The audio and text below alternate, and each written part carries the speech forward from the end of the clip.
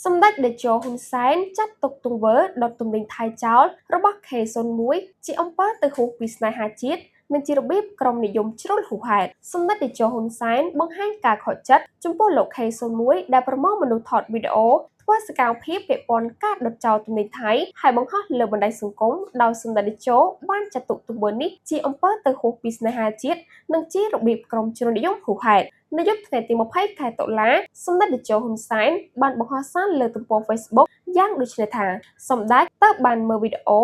មានរយៈពេលជាង8នាទីរបស់ក្រុមដែលដឹកនាំដោយលោក K01 តាក់ទងដល់ការធ្វើពហិការឆោបប្រើប្រាស់ទំនិញថៃសម្ដេចពិតជាមានការខកចិត្តចំពោះអំពើមិនគប្បីរបស់បងប្អូនទាំងនេះពិសេសសម្រាប់លោក K01 តែម្ដងសម្ដេចតេជោគូបញ្ជាក់ថាការដុតចោលទំនិញថៃការដាក់បណ្ដាសាចំពោះអ្នកលក់ទំនិញថៃដែលនៅសេសសល់លក់មិនទាន់អស់គឺជាអំពើទៅហួសពីស្នេហាជាតិនិងជារបៀបក្រុមជ្រុលនិយមហួសហេតុសម្ដេចតេជោប្រធានព្រឹទ្ធសភាបានបញ្ជាក់ថាប្រជាជនកម្ពុជាច្រើនណាស់ដែលធ្វើពហិការមិនប្រើប្រាស់ទំនិញថៃមានស្ទើរតែ 99% ទៅហើយមិនថាប្រជាជននៅក្នុងប្រទេសឬបងប្អូនខ្មែរនៅក្រៅប្រទេសនោះទេចំណត់បញ្ហានៅត្រង់អាជីវករលក់ដូរដែលមានទំនិញថៃនៅសល់តើឲ្យពួកគាត់យកទៅណាដុតបំផ្លាញចោលឬបន្តលក់ដើម្បីប្រមូលដើមទុនមកវិញ